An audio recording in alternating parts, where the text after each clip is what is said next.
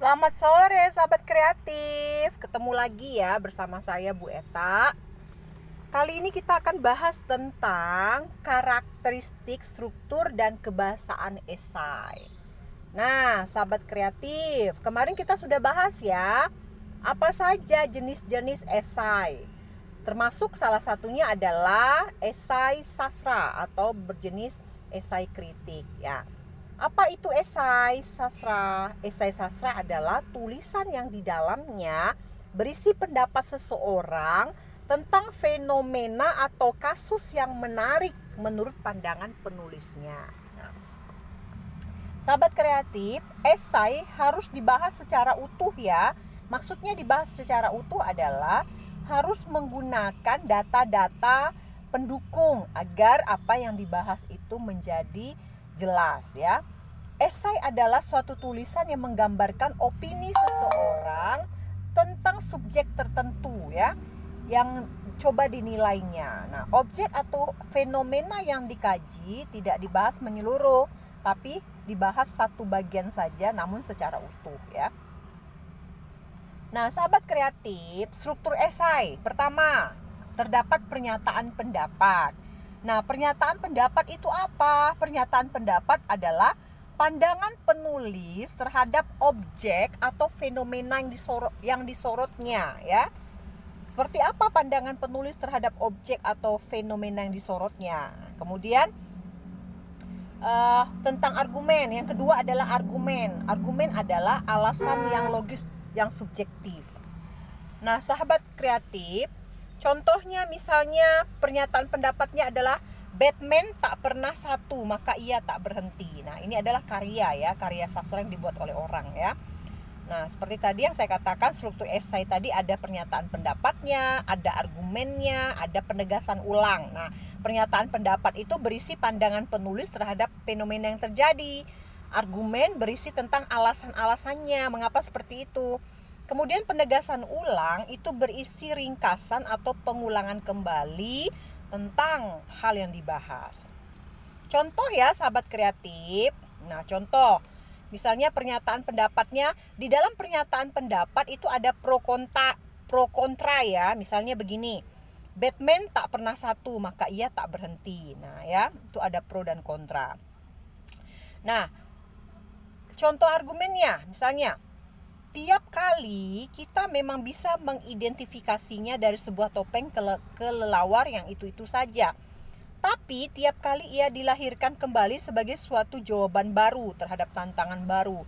Sebab selalu ada hubungan dengan hal ikhwal yang tak berulang, tak terduga dengan ancaman penjahat besar, The Joker atau Ben, dalam krisis kota Gotham yang berbeda-beda. Nah, contoh argumen itu pendapat-pendapat ya. Nah, sebab itu, pendapat yang kedua ya, argumen yang kedua, sebab itu Batman bisa bercerita tentang asal mula, tetapi asal mula dalam posisinya yang bisa diabaikan. Wujud yang pertama tak menentukan sah atau tidaknya wujud yang kedua dan terakhir. Wujud yang kedua dan terakhir bukan cuma sebuah fotokopi dari yang pertama. Nah, itu argumen yang kedua ya. Argumen yang ketiga, satu topeng, satu nama, sebuah sintesis dari variasi yang banyak itu. Tapi sintesis itu berbeda dengan penyatuan. Nah, kemudian penegasan ulang. Di bagian ketiga ada penegasan ulang. Nah, walhasil akhirnya selalu harus ada kesadaran akan batas tafsir.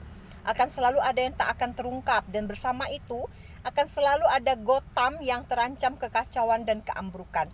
Itu sebabnya dalam Dark Knight Rises, Inspektur Gordon tetap mau menjaga misteri Batman, biarpun dikabarkan Bruce Wayne sudah mati. Dengan demikian bahkan penjahat yang tercedik sekalipun tak akan bisa mengklaim aku tahu. Nah, sahabat kreatif, di dalam cerita ini, di dalam esai ini dia ingin mengungkapkan tentang sebuah novel ya, sebuah novel yang dibuat oleh seorang pengarang ya. Nah, yang berjudul novelnya itu The Dark Knight Rises. Jadi dia mengupas tentang ceritanya yang dia kupas. Nah, dia mengupas tentang ceritanya itu dia mengatakan bahwa Batman tak pernah satu maka ia tak berhenti. Bahwa dalam cerita itu banyak sekali tokoh-tokoh lain ya Kemudian tokoh-tokoh itu tidak hanya satu ya, Batman tak pernah satu, maka ia tak berhenti ya. Kemudian dari cerita ini ada argumen-argumen ya, kenapa apa sebabnya dia mengatakan bahwa Batman tak pernah satu, maka ia tak berhenti. Nah, jadi apa argumennya? Makanya dia tampilkan argumennya tadi satu. Tiap kali kita memang bisa mengidentifikasinya dari sebuah topeng kelelawar yang itu saja. Tapi tiap kali ia dilahirkan kembali sebagai sebuah jawaban baru terhadap tantangan baru, sebab selalu ada hubungan dengan hal ikhwal yang tak berulang, tak terduga dengan ancaman penjahat besar, The Joker atau Bane, dalam krisis kota Gotham yang berbeda-beda. Sebab itu, Batman bisa bercerita tentang asal mula, tetapi asal mula dalam posisi yang bisa diabaikan. Wujud yang pertama tak menentukan sah atau tidaknya wujud yang kedua dan terakhir. Wujud yang kedua dan terakhir bukan cuma sebuah fotokopi dari yang pertama. Nah, satu topeng, satu nama, sebuah sintesis dari variasi yang banyak itu. Tapi sintesis itu berbeda dengan penyatuan. Nah, sahabat kreatif, sebenarnya ya, menulis esai kritik itu kita memerlukan teori-teori ya. Teori-teori yang mendukung argumen kita. Nah, biasanya itu ditujukan kepada para cendekia ya. Nah, ini adalah contoh esai kritik ya. Sahabat kreatif, dia mengkritik tulisan atau karya yang berupa novel ya, yang dibuat oleh seorang penulis yang berjudul The Dark Knight Rises. Oke sahabat kreatif, kita belajar lebih lanjut lagi nanti ya. Kita coba kupas contoh esai kritik yang lain lagi ya. Oke, selamat sore, salam sehat.